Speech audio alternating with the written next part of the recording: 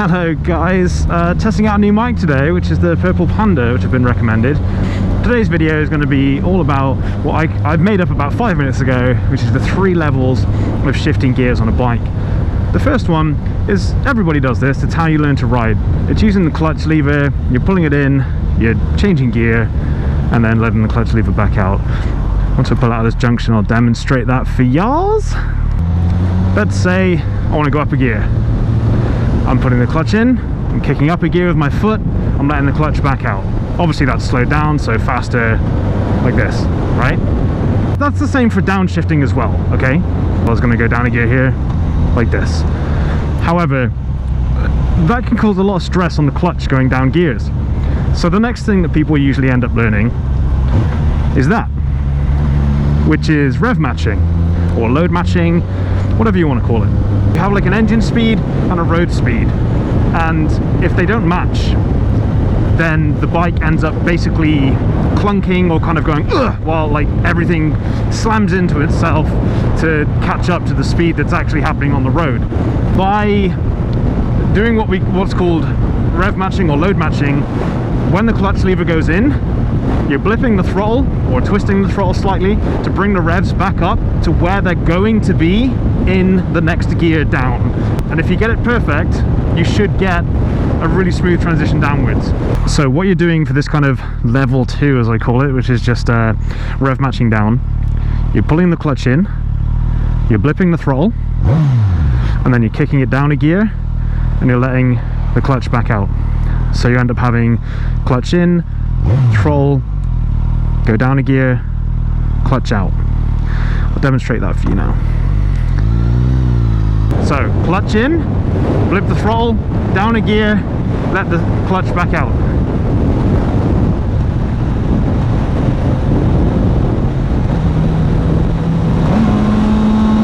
See, all of those changes, super smooth.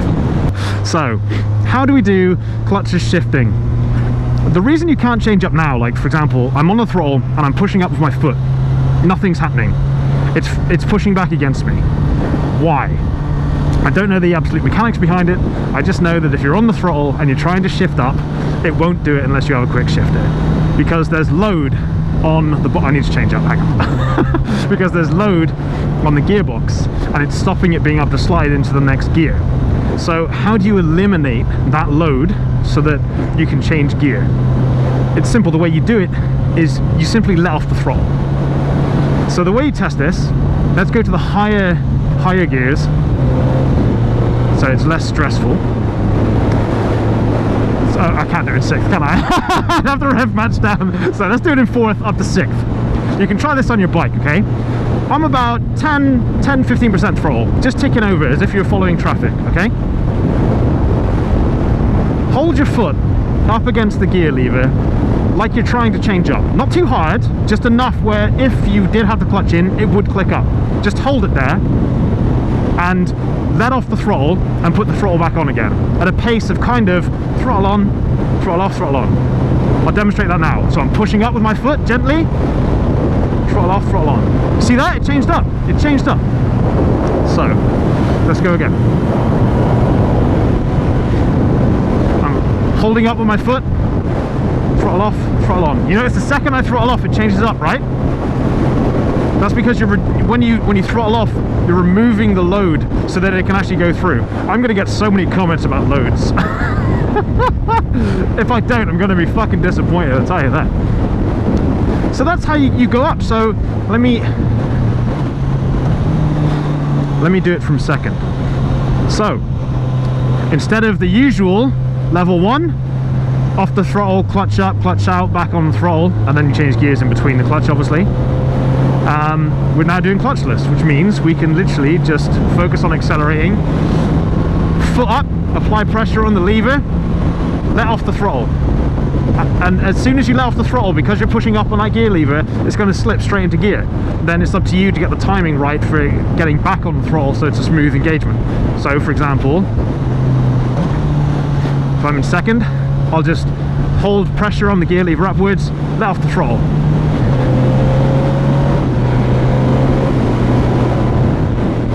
See?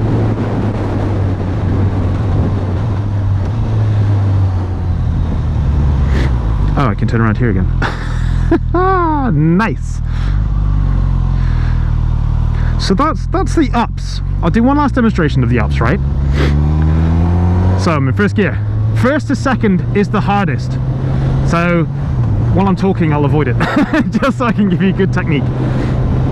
Second to third is kind of medium difficulty. Fourth upwards, the easiest gears to practice on. Which is why for the downshifting, I recommend that we start in sixth. So let's get to sixth clutchlessly together, okay? Maybe not together, but you know what I mean. Mentally, go through the same steps. So I'm pushing my foot upwards in order to change gear, but I can't change gear because there's load on the box. So the way I get it to do that, by letting off the throttle. Up with my foot, off with the throttle. It changes up a gear. The bike surges because I didn't start accelerating again. So let's tie it together. Foot up, off the accelerator, back on the accelerator. Okay? This is what we're going to do. Foot up, off the throttle, back on the throttle. See that? So now, with that in mind, we can go through gears stupidly quickly. See that? You don't need a quick shifter. They're great, but you don't need one. It's just, this is really exciting to me to be able to do this. So, let me now show you how you can go down. So we're approaching this corner, I want to slow down a little bit. All that was is pushing down on the gear lever to change gear each time, and 1-2% throttle. If you do too much throttle, the bike will jerk like this. That's too much throttle. You just literally 1-2%. See, look, ready? 1-2%. Smooth as butter. And again. See that? Oh, when it's neutral. We'll cut that. Woo! I'll do it one last time. So from here, we're in sixth. So to go down,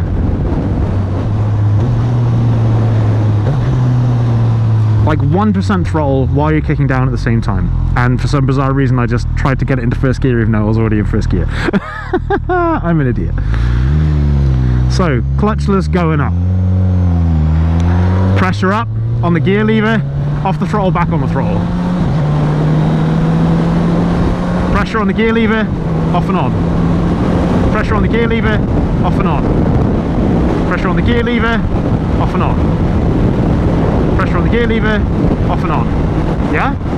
And for going down, all it is push down and do 1% on the throttle.